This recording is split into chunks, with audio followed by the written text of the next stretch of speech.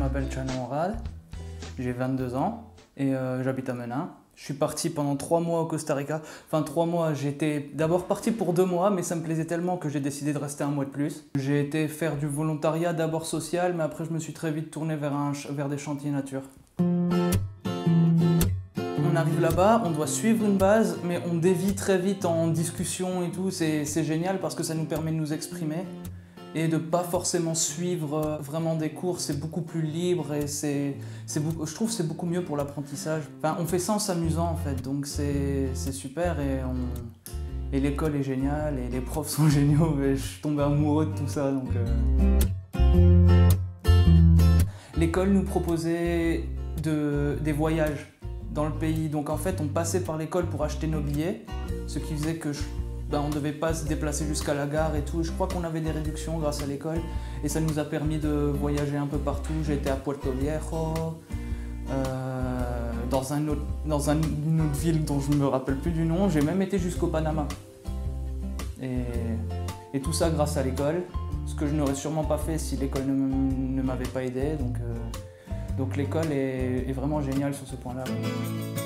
Les 2 premières semaines, je suis resté sur San José, j'ai fait un projet de volontariat social.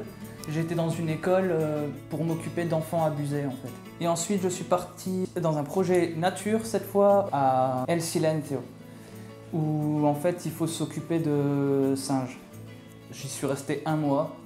Après, ça a été mon coup de cœur, mais vraiment coup de cœur, ça a été Camaronal, un centre de sauvetage de tortues. Et là, c'est vraiment un dortoir pour volontaires. Ça veut dire qu'on vit tous ensemble 24 heures sur 24 et on est à genre 100 mètres de la mer.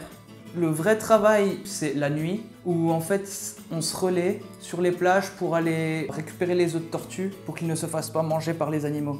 Donc, t'es totalement crevé, mais ça vaut vachement le coup. C'était vraiment génial vu que le responsable du projet, Massimo, il est énorme, il est vraiment génial, il te met vraiment à l'aise. C'est un ancien volontaire qui a décidé de rester là-bas.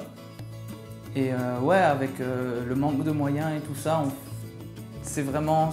on est tous ensemble dans la même galère et ça fait vraiment des liens forts, quoi. On crée vraiment des liens.